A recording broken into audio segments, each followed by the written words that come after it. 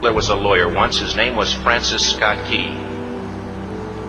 He penned a song that I'm sure you're aware of. You've seen it. It's in most hymnals throughout our churches. It's called the national anthem. It is our song as an American.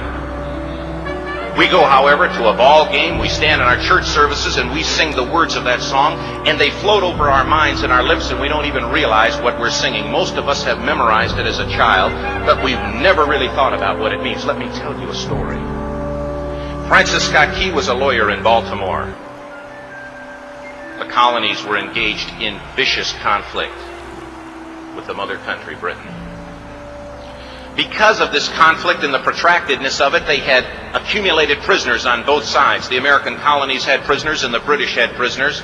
And the American government initiated a move. They went to the British and they said, let us negotiate for the release of these prisoners. They said, we want to send a man out to discuss this with you. They were holding the American prisoners in boats about 1,000 yards offshore. And they said, we want to send a man by the name of Francis Scott Key. He will come out and negotiate to see if we can make a mutual exchange. On the appointed day, in a rowboat, he went out to this boat and he negotiated with the British officials. And they reached a conclusion that men could be exchanged on a one-for-one basis. Francis Scott Key, jubilant with the fact that he'd been successful, went down below in the boats, and what he found was a cargo hold full of humanity, men. And he said, men, I've got news for you tonight. You're free. He said, tonight I have negotiated successfully your return to the colonies. He said, you'll be taken out of this boat, out of this filth, out of your chains. As he went back up on board to arrange for their passage to the shore, the admiral came and he said, we have a slight problem.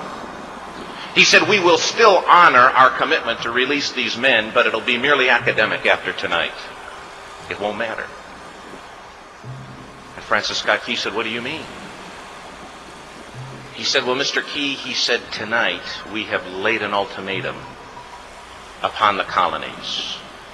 Your people will either capitulate and lay down the colors of that flag that you think so much of, or you see that fort right over there, Fort Henry?